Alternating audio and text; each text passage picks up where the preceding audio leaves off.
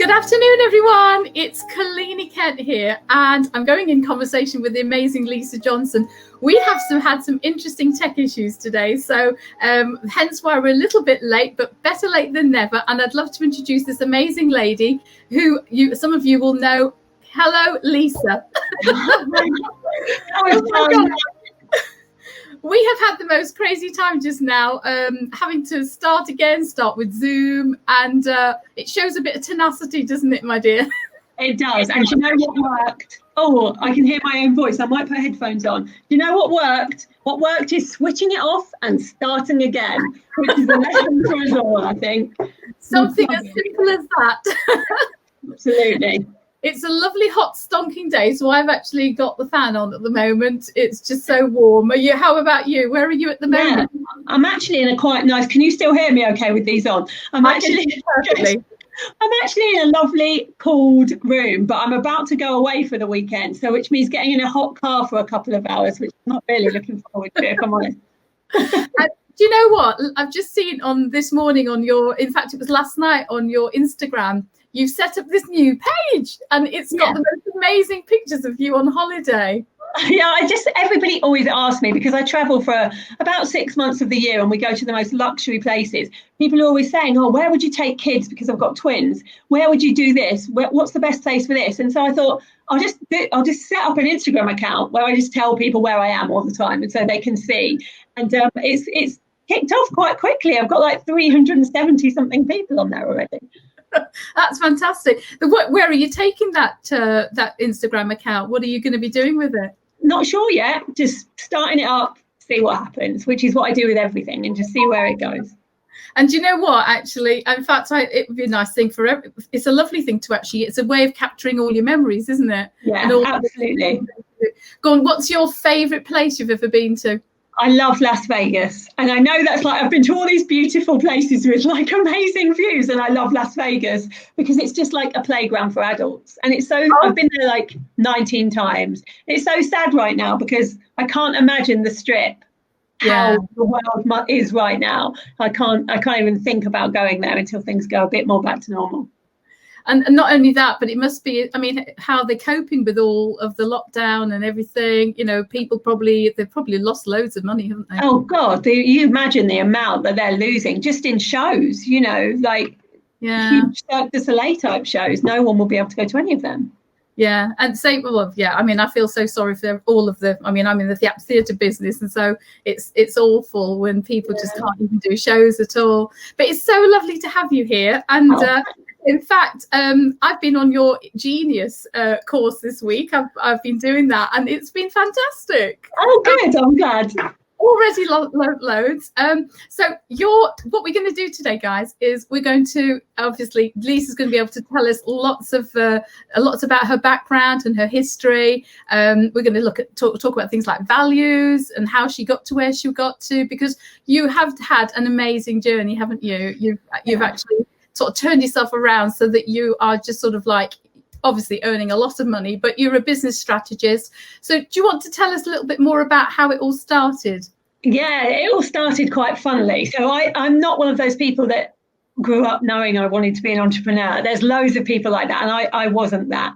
I just wanted to get out of where I was, which was, you know, living in a council estate in Lincolnshire, and thinking, well, how can I get out of this? And I was bullied my entire childhood. So just wanted to leave school and start working in some way. So I left school at 16 and started working just as an office junior, and kind of clambered my way up a corporate ladder.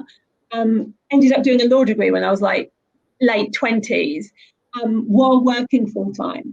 And then eventually got to a point where I was working in an investment bank, and it was like, okay, this is all good. You know, I'm earning quite a lot of money. This is cool. And then I unexpectedly got pregnant with twins, and so had to rewrite my whole story, because I went back to work when they were 5 months old, and it was very much like, you know, I can't really do this forever. You know, I was going out the house before they even woke up. I didn't see them hardly at all, so I knew I had to change things, and the easiest way that I could think of to change it is to just get a 9-to-5 job, like somewhere near my house, so I can at least see them in the morning and in the evening. And so that's what I did. So I went from this risk analyst job in the city to a £20,000 PA job, because that was all I could find.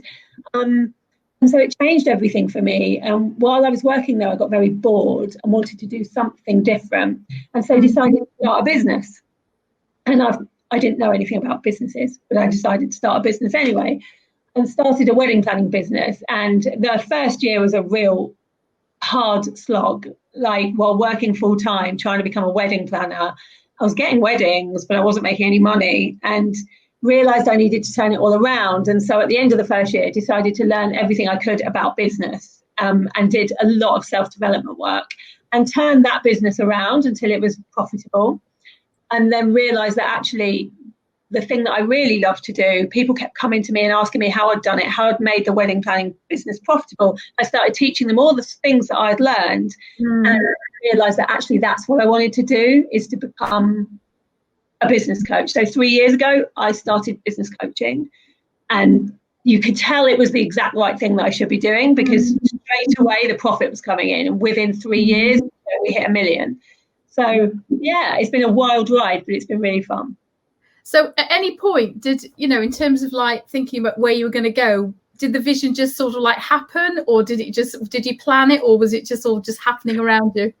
It didn't. I didn't really plan. Like, there's no way when I first started up as a business coach, I was 30,000 in debt at that point.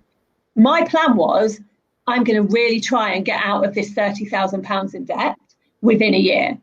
My plan was not 7 figures. Like, there was at no point did that occur that I could even do it. I had the same limiting beliefs and money mindset problems as everybody else out there.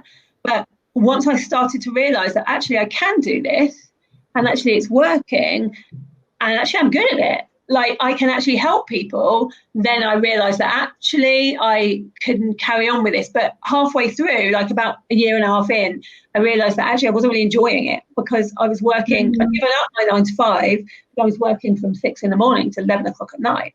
And so I was still not seeing the kids. So it was like something needs to change. And that's when I kind of started looking at passive income and diversified income streams, and how that could give you a bit more freedom. Started adding those into my life, courses and memberships and jewelry ranges and all these different kinds of things.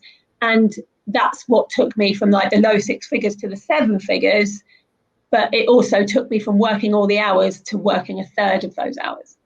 And in fact, we're going to get onto the passive income, what it means, because some people listening might not actually completely understand the concept. And but what I wanted to just backtrack a bit with is that you've mentioned some amazing things, and it takes a lot of courage, doesn't it, to actually say, I'm going to change this. And I think a lot of people are in that situation at the moment, aren't they? Where they're what am I going to do? Where do I go? Because I've been furloughed, or my job might be changing. And it does take a lot of courage. And you've mentioned things like limiting beliefs, and it can hold you back. And one of the biggest ones that holds people back is fear, isn't it?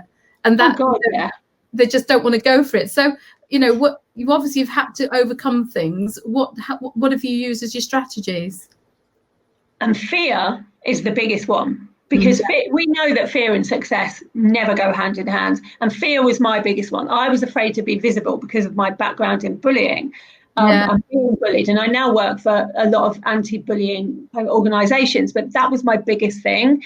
And I thought, what if I am visible and then people are mean to me online? People say nasty things. And people say, oh, that never happens. And it did happen. And so it was like, well, it does happen. It's more about how you are going to deal with it. And whether you're going to let that fear of it happening hold you back. And someone once said to me, and I can't remember who it was, someone said, other people's opinions of you are never going to pay your bills. And that that sentence changed everything for me, because I was like, yeah, that's not going to pay my bills. Like, why do I care what strangers on the internet think about who I am? They're never going to know who I really am. And so it made me less fearful. And now I'm allow fear to be there. So for instance, if I walk out onto a stage, I'm terrified, like every time. It never gets easier. I've got a TEDx talk in October. Already the fear is coming in. But I can accept that the fear is there and go, okay, I can feel that I'm feeling this fear, but I'm not going to let it be the loudest voice in my head. Yeah. Because there's things I need to do and want to do. And there's another thing as well, which I say is that, you know, other people's opinions of you, this is a quote I love, which is other people's opinion of you are none of your business. You know, really, what they've got. And also another one for me is that really things happen to you, people say things, people do things, but actually you aren't in control of that. All you can control is your own destiny and how you choose to respond to things, isn't it? Yeah, it's absolutely right. I always think about the circle of influence. You can only influence so many people, and actually you only want to influence so many people. So it, you know, I'm not going to influence what other people do, but I can influence how I react to it. Yes. And I'm still learning that all the time, because I still can react very quickly, hot-headedly, if I feel any kind of unfairness. And that's because I care about integrity so much. And I'm only just learning now, you can't fight every battle. You've got to choose your battles. Yeah. And I mean, be honest with you, something else that resonates with me is the fact that I was bullied tremendously as a child.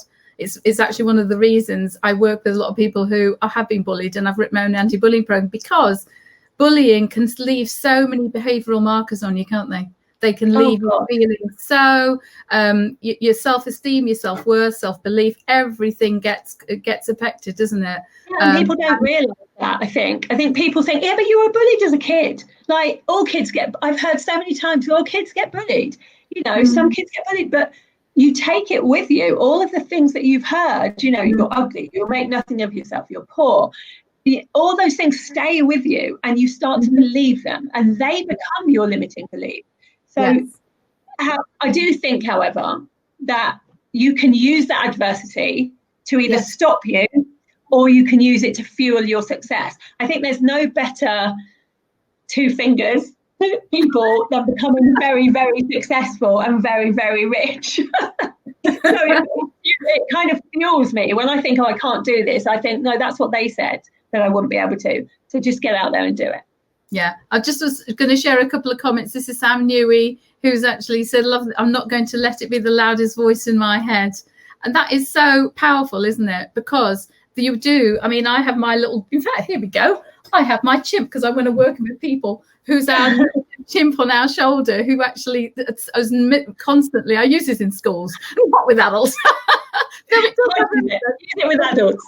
Is that chimp that's sort of saying negative things in your head, isn't it? And that can hold you back so much from going for the things that you want in your dreams. Yeah. And it is about, in fact, we were going to talk about pivotal books which have made, have impacted. The one for me is the Stephen Covey one, which is like, you know, begin with the end in mind. You know, you need to know where you're going, don't you? Yeah. Oh, yeah. You have to goal set. And it's why every year we sit down and go, right, what do we want to get out of this year? Yeah. What's our intention for this year? And then you can put all the pieces in and work backwards. But yeah, you've got to start with that. A lot of people come to me and say, because I'm known for talking about money, like money is one of my big things. People come to me and they say, oh, I really want to make some more money. And I'm like, okay. And they're like, but it doesn't seem to be working. I'm like, well, how much money do you want to make? Oh, well, I don't know. If you don't know, how can you even know what you're aiming for? Like, work out exactly what you want your life to look like and go for it.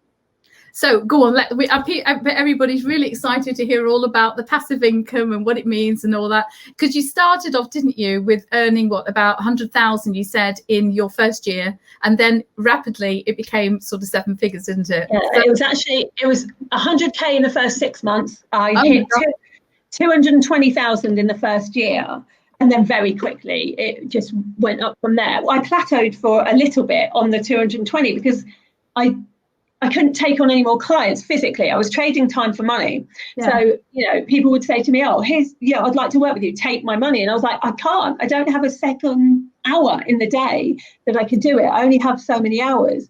And I sat there realizing that, you know, I'd been burnt out 3 times in that year. I was like, this isn't the life that I wanted. I do want this much money, but I would really like to have a life where I can actually travel, where I can spend time with the kids, where I'm not just on my phone constantly working, and where there's no income ceiling, because I felt very much like there was an income ceiling. I couldn't take on any more people. And that's why I knew I had to change to passive income. And once I did, the income ceiling goes and you work smarter instead of harder, and you start earning money a lot quicker. So do you want to explain the concept of passive income for those who don't know? It's a passive income really is just anything where you're no longer trading time for money.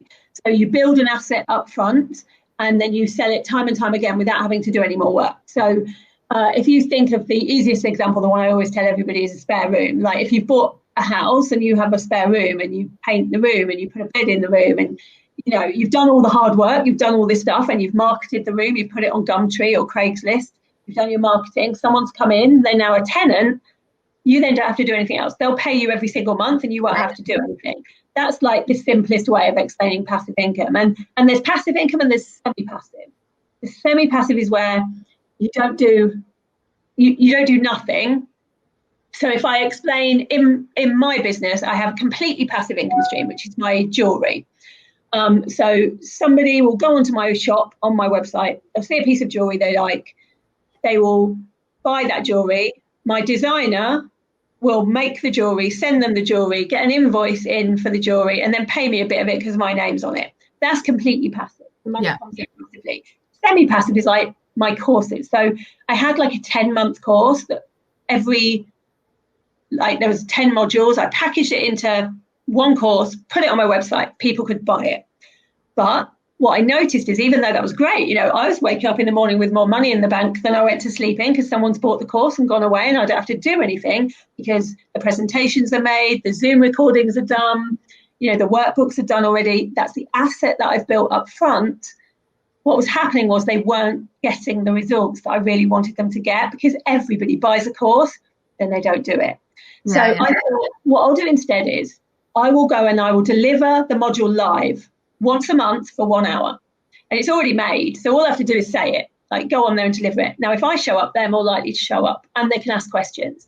So I do 10 hours work and make around 300K for those 10 hours. So it's still leveraging your time because if I did 10 hours work with one client, I'd maybe make 20K.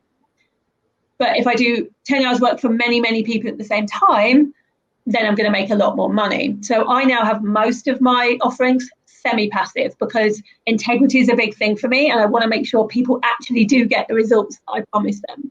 And if you give them a little accountability, they're more likely to. And I think that is also really powerful because people buy people, don't they? And they get to know you. And it's also that factor of sort of like the connection there, isn't there? As you said, people are more likely to go if it's not just a webinar online, which you can pick up anytime.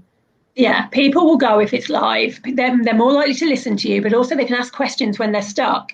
And if someone's stuck and you can move them forward, then they're more likely to get to the end. They're more likely to make the money or whatever results you're promising them. And that's important because with passive income, you don't want to put something out there once and make a load of money.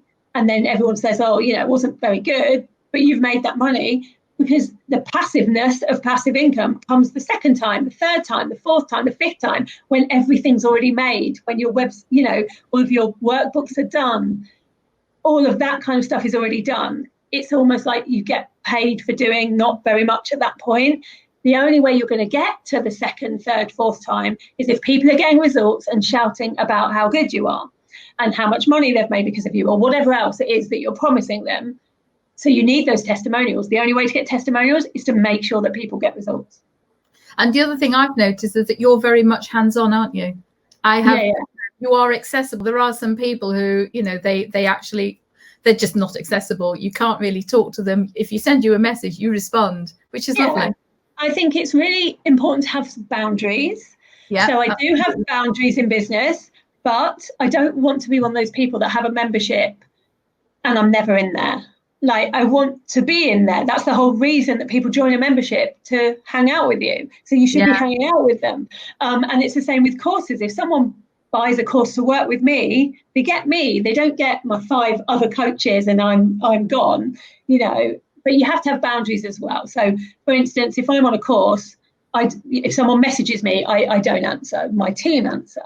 I don't answer emails. My team answer generally. But there are always ways in which they can get hold of me if they're working with me in some way, whether that's a Facebook group or some other way. So how big is your team then? So now it was nothing until I got to 7 figures. So I did 7 figures with no team and no ads and no affiliates. But then I realized that what got me to that wasn't going to get me any further because I was just like suddenly getting busier again. I wanted to make sure I had a balance, actually enjoying my life, not just working all the time. So I now have an operations manager, Zoe, she's amazing. I have my husband who does my copywriting. He's a copywriter, so why not? I have my sister that does all of my social media kind of stuff. And I have a Facebook ads manager as well. So yeah, I have lots of different people doing lots of different things, and it kind of works for me now. And then when it comes to actually putting the course content together and stuff, is that you? Yeah, that's brilliant. So there, you've got ownership of it and stuff like that. It has to come from me, because I'm teaching what's in my brain. Yeah. What's already happened to me. It's too difficult to get somebody else to do that. So, because I think for people starting out and trying to emulate what you've done, because your courses are incredible, and obviously you get a lot of people buying into them because you give value. And I think that is the really key thing, isn't it? People getting value. I think it's a massive thing. I'd much rather under promise and over deliver. Than I've done courses where you've gone, oh, is this it? Like, this isn't helping me. This is so basic, or they didn't say they weren't going to be in it, or it's just not very good. I'd much rather just under promise a little bit so that people are wowed when they do come in and go, oh, I didn't expect it to be as good as this, which is a much better feeling for people to go away with. I think value is everything. I think you can charge whatever you like if you're giving the value that you're promising.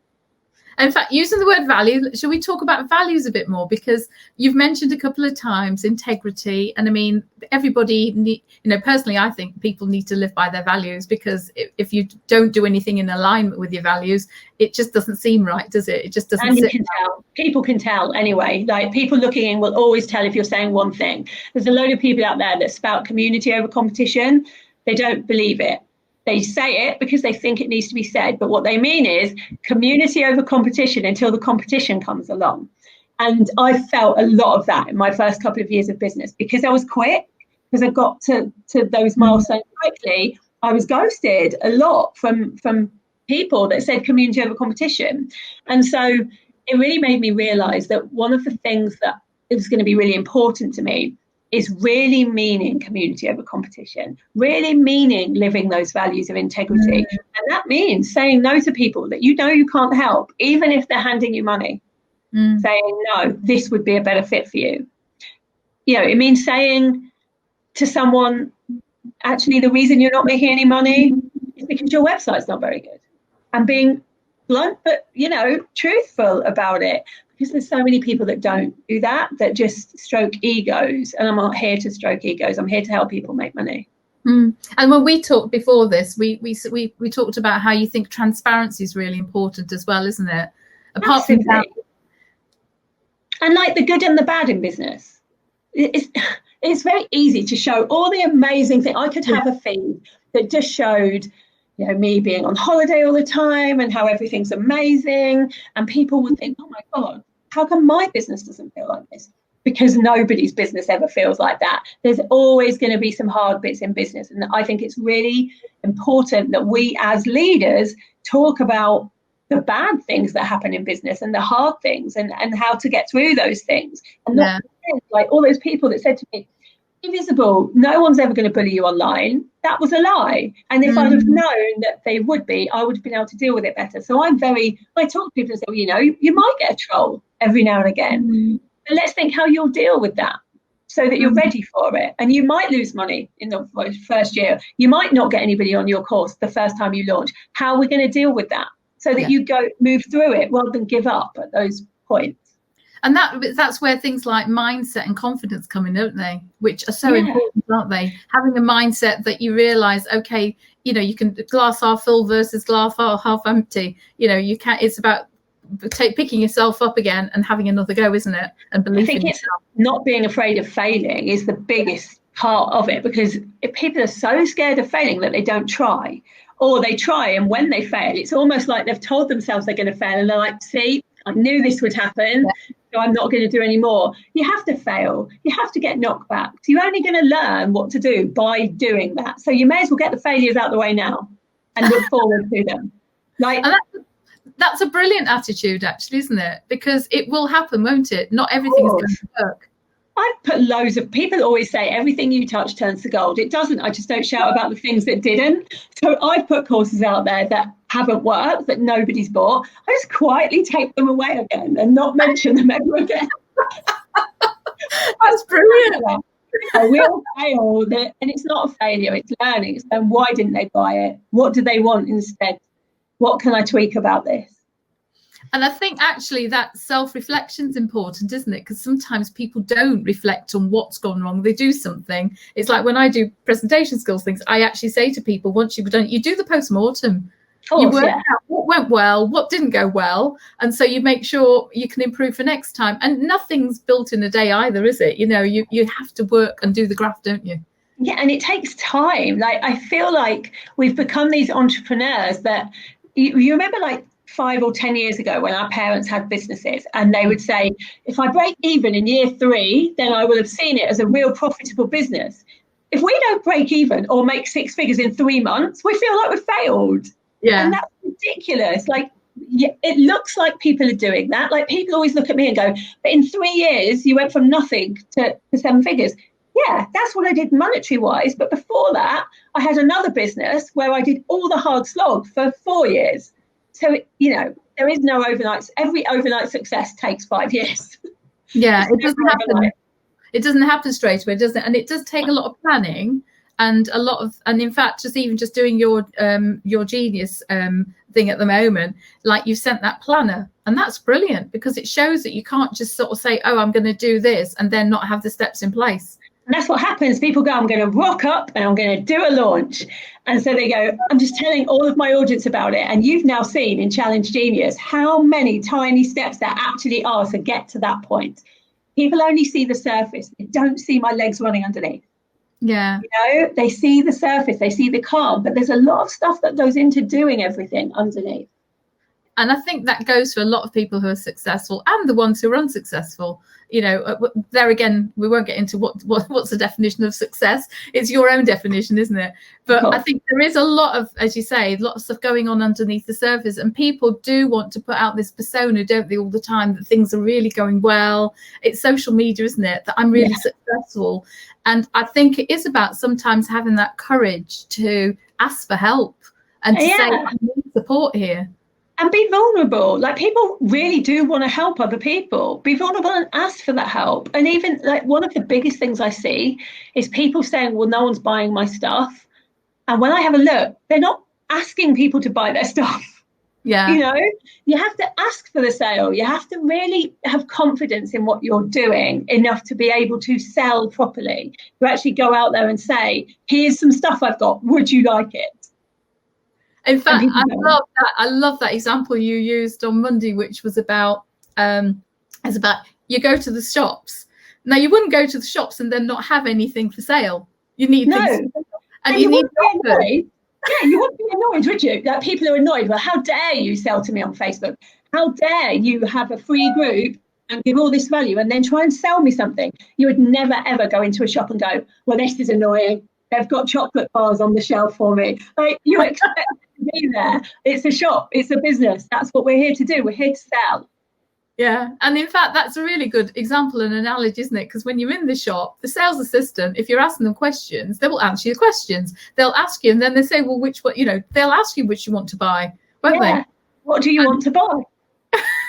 So it is very, very true. So, I mean, and the other thing I just was going to touch on as well is you've obviously mentioned the transparency, the boundaries, but also you mentioned something really important to me, which is about letting things and people go if it's not working for you. Do you want to explain a bit more about that? Yeah, I think it's important to let things go. And this isn't just people, which is important to let people go. You know, I think what happens a lot of times in business is people that were on your journey, maybe at the beginning, don't understand where you are or aren't the right people to be around you where you are when you start growing. And it's okay to let people go. You don't have to be liked by everybody. It's all right for that not to happen. But also things, if something's not working for you, you don't have to keep going forever. Yes, you should be consistent with it and try and make something work. But if it isn't working and you've tweaked it and it's still not working, let it go and rethink. You know, it doesn't have to be there. Like, I had a wedding business and with that wedding business, I thought that was going to be my life, you know. But if I actually sat down and thought about it, I wanted a business where I could travel all the time and spend a lot of weekends with my twins. I then made a business where I was never going to be able to do that because I was doing weddings every single weekend throughout the entire summer. So, you know, even though I'd made this business profitable and it was really working, I had to let it go because it didn't align with the life that I was going to eventually want. Yeah. And so I did. I gave it away. In fact, you did. It's amazing when you told me the story of what you did with your wedding business. Because do you want to share it? Because I think it's also typical of you as a person, which I think people need to understand. Because your values are amazing, really. Do you want to share what you did? Sure. Yeah. My values are the most important thing to me in life, so I always adhere to those values. But so we were going to sell it. So we're like, okay, it's a really profitable business. Let's sell it to somebody and make some money, and then we'll just carry on with the coaching business. So me and my husband interviewed loads of people that said they wanted to buy the business. But all of them, that first question they asked is, how much money will it make us? And, you know, if you're a wedding planner, that's not the thing that you should care about the most. Like, you should care about the people and, you know, you should have a passion for wedding planning. And I didn't feel like they had the right values and the right alignment with what I started that wedding planning company out as. So in the end, we decided not to sell it. And instead, we'd do a competition to find the person that would be an amazing wedding planner, but they just financially couldn't start their own business, so that they could skip forward 5 years and have an amazing portfolio and, you know, have the SEO ready to go and have a network of people in the industry that was going to help them. And we did a competition. We found that person and they now own Carmela Weddings. Wow. And you just gave it away, didn't you? Yeah, gave it away and coached her on how to make it work. And has it been successful? Has she carried on making a success? Yeah. Oh, that is so lovely. And she was the perfect person for it. But it does mean, though, that you're making space, aren't you? Sometimes people take on so much, don't they? I mean, I can be guilty of that. I think we all can be, where you just think, oh, I can do that. We've all got a lot of innate abilities, haven't we? So we could actually turn our hands to lots of different things. And in fact, it was a conversation you and I had where you said to me, I'm about being known for one thing, and it's really resonated, and I've done something about it. Oh, good. Yeah, because I think we can all go, well, yeah, I could do that and that and that. There's a lot of us that are jack of all trades out there. Like, I can teach business basics. I can teach passive income. I can teach how to do affiliate marketing. I teach all these different things.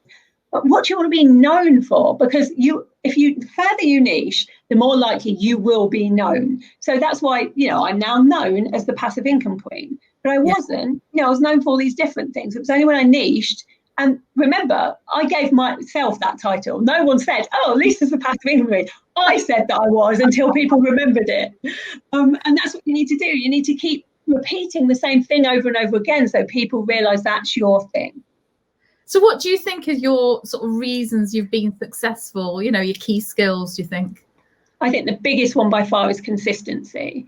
Most people give up on certain parts of being an entrepreneur. The building an audience bit, so many people give up at that stage because it's hard. You can easily be having a Facebook group or a page or an Instagram and going live and doing all these things and nobody is listening. It will feel like tumbleweed. But you have to get through that stage because eventually they will. If you keep showing up, if you keep being consistent, they will come. But people get bored and they leave. So I think consistency has been my biggest one. I also think that I give everything away, and I don't think that's a bad thing. Like, people are really guarded with their information. They're like, well, I don't want to give away too much for free. I give away everything for free because people don't come into courses and memberships for the knowledge. They come into those things for support, for accountability, for step-by-step, for hand-holding. And that can't be given away. So you can give as much value as you like. And so in all of the challenges I do, all of the webinars I do, I give everything. And people actually take some of that. They go away, they make money with the free stuff that I've told them, and then they come back and pay for a course because of it.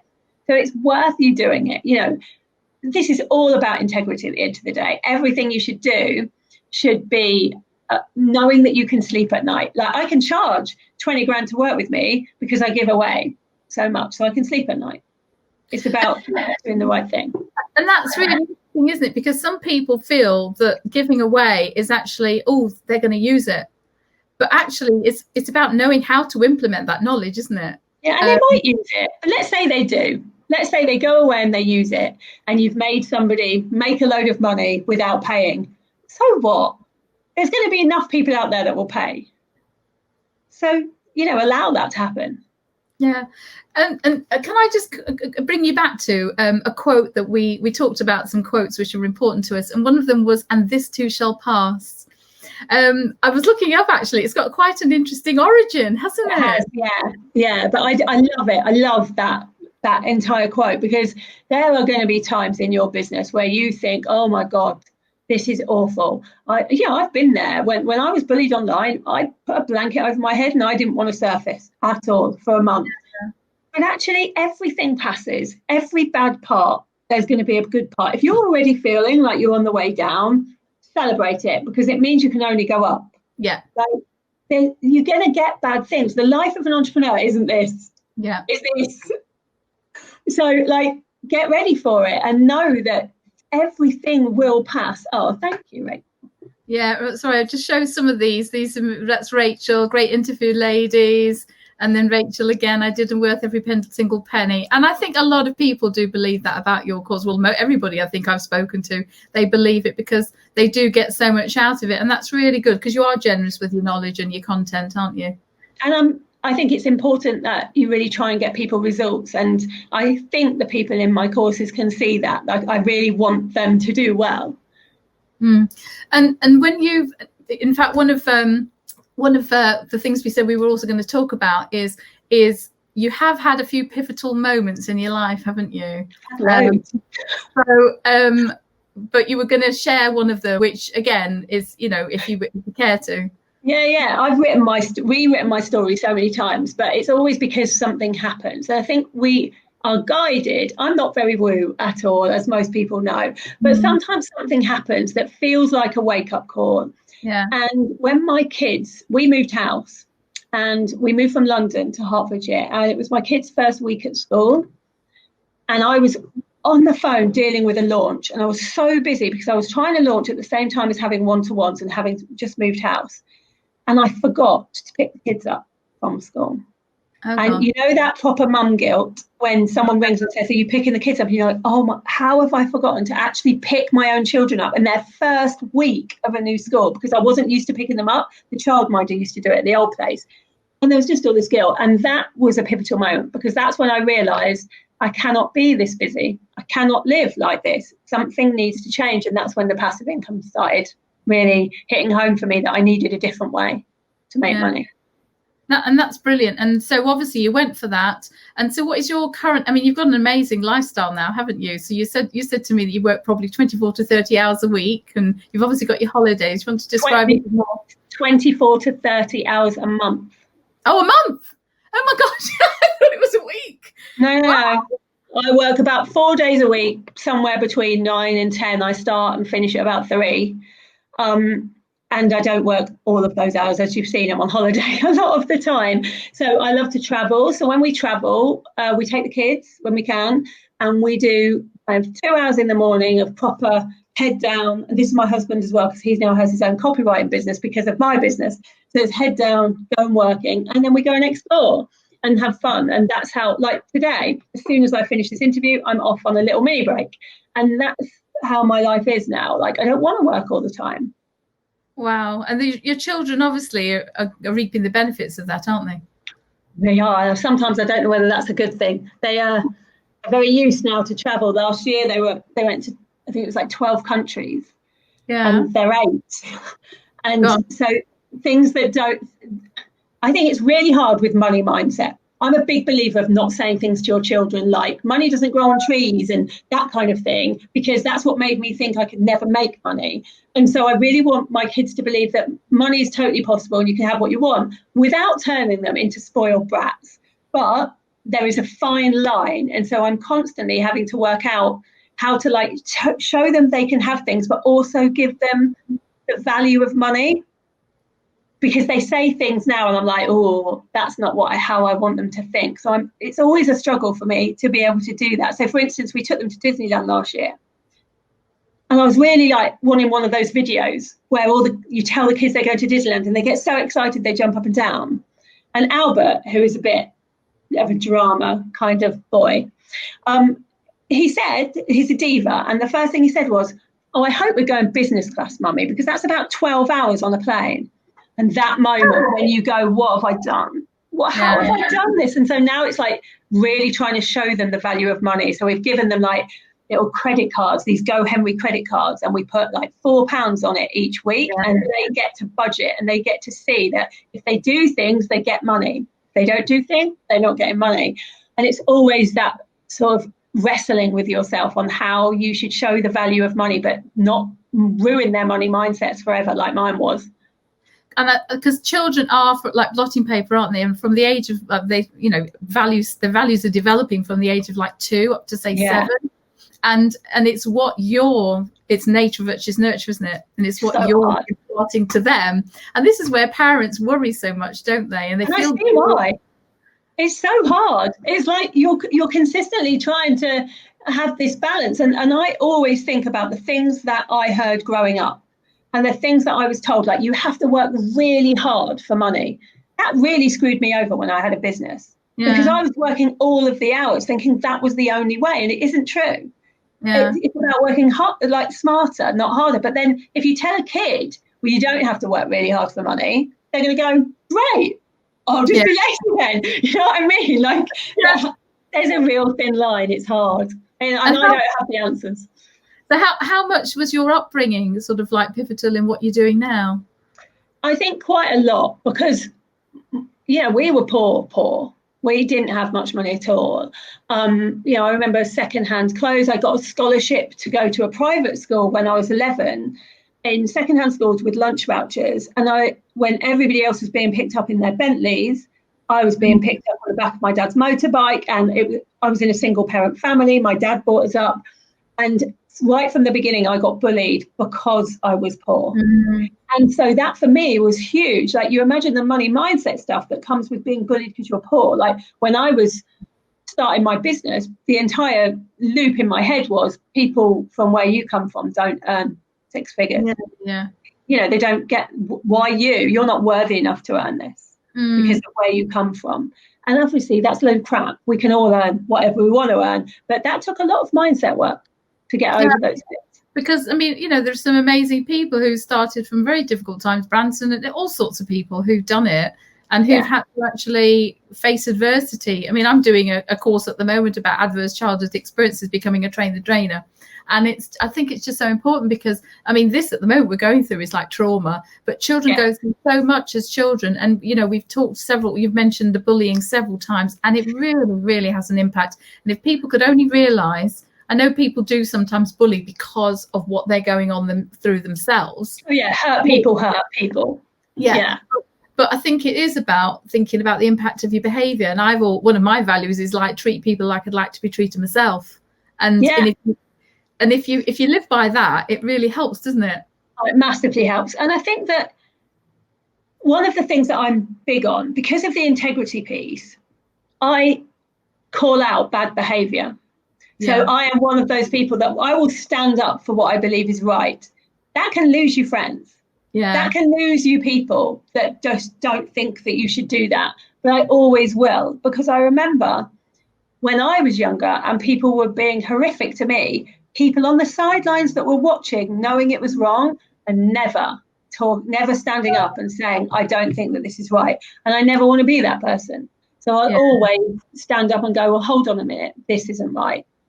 Absolutely. The bystander, people looking on, have got such a powerful role to play, but very often they don't do it because they're fearful of what being on the receiving end. Absolutely. And not being kind and, all the things that goes with that. Like you should just, why are you getting involved? You should stay in your corner and all of those things. And just never leave that. Yeah, it's awful, isn't it? What's happened? So, moving forward. Can I just ask yours as well? One of the books that you've mentioned to me that was really pivotal to you was the E-Myth. Yeah. Do you want to explain what that's about for you? Yeah. So the E-Myth, basically, we all believe that to be an entrepreneur, you have to have entrepreneurial tendencies and knew you were going to be an entrepreneur the whole time. and do certain things. And actually, that's wrong. Anyone can learn to sell things, to make money from things. It doesn't matter where you've come from. And I love that book. And so I think what we've really been touching on a lot as well is about that inner confidence, isn't it? Because the things that happen to us can really knock the self-esteem, they can knock the self-belief, the self-worth, even like sort of like down to self-image and all that sort of stuff. And to me, it's all packaged up in confidence. But confidence can be learned, remember. Like, people always say, I have no confidence. If you'd have met me 10 years ago, you wouldn't have even recognised me. And now I'm one of the most confident people know. People always say you're very confident. And I wasn't. But I think that confidence derives from self-worth, mainly. And if we're going to allow external influences to decide our own self-worth, we'll never be confident. Because if somebody says something good about us, then we're going to be confident then. And then as soon as someone complains about us, then we're not going to be confident. And our ego is going to go like this. And we can't live like that. That's exhausting. So I think that you need to really own your own self-worth, like who you are, good and bad. Like, we all have flaws. Write down all those flaws. Write down all the things you're good at. Like, are you a good friend? What kind of things make up you, the essence of you, the bad and the good? And then take it all and decide that you love it anyway. And no matter what happens, you're going to love it with your flaws. So then when somebody says something to you that's bad, you can take it, you can learn from it, but it's not going to hit this core of self-worth that you already have. It's going to bounce back off. And the thing is, if you're going to do that with things that are negative, you also have to do it when people say positive things. You can say thank you, and you can enjoy that they've had a good experience about you, but it's not going in. You already know who you are. You don't need anybody else telling you that. Yeah, it's about validation, isn't it? And I think people do find it really hard to accept compliments about themselves, because I think if they're not believing in themselves, what they think is, well, why have they said that? They're actually too cautious to accept that compliment. But having that self-belief, it's really important, therefore, sometimes to actually address the things that have happened in your past. I'm always, when I do coaching, it's solution focused and it's looking ahead. But you start to address the things that have affected you. I've had to do quite a lot of that. I've had RTT, I've had lots of different mindset coaches to address all of the things that have happened to me, so that my self-worth stays intact, no matter if I get bullied online, no matter if I do a course and people don't like it, no matter if someone says that I don't look good that day. It can't have an effect, because self-worth isn't about what other people believe about you. It's what you believe about you. So that's the only bit that matters. But sometimes we don't like ourselves, so we have to work on that too. And that might be because of things that have happened to us in the past as well. Yeah, and that self-love is so important, isn't it? I mean, there was National Kindness Week recently, and I was talking about kindness to self a lot in groups, and it is so important for people to actually start realizing that, you are the most important person in this world, not anybody else. Be kind to you. Yeah.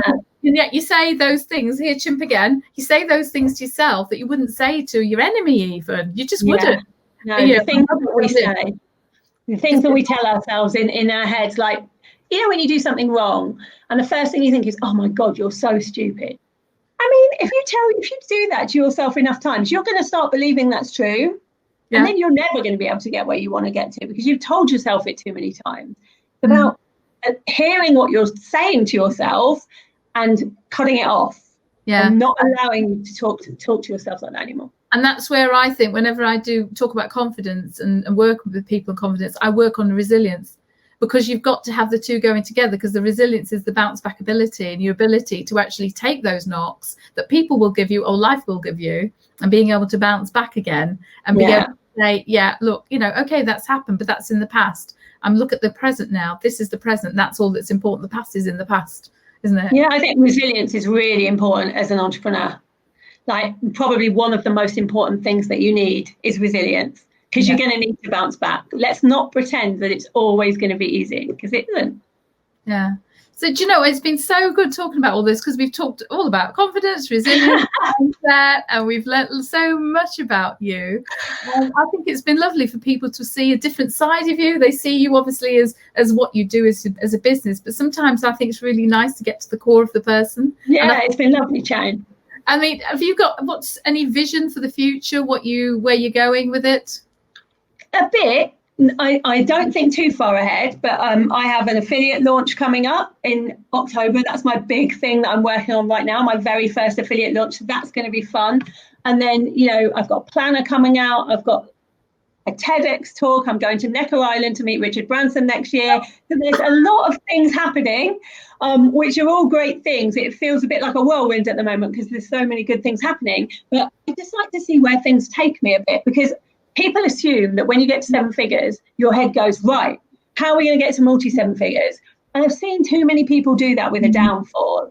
And I'm not sure I want multi-7 figures. I kind of like my life how it is now. And so for me, it's much more about now getting a sustainable long-term business model that allows me to have this lifestyle forever, not just for now.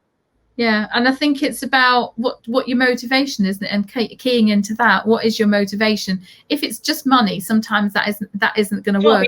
No, it can't just be about money. And money was definitely one of my motivations. But how much money do you actually need? When you've given away the money that you want to give away, and when you're doing that regularly, and you've got the things that you want. We moved into our dream house this year, which we bought during lockdown, and I have a great life. I now need to think beyond that as to what legacy I want to leave.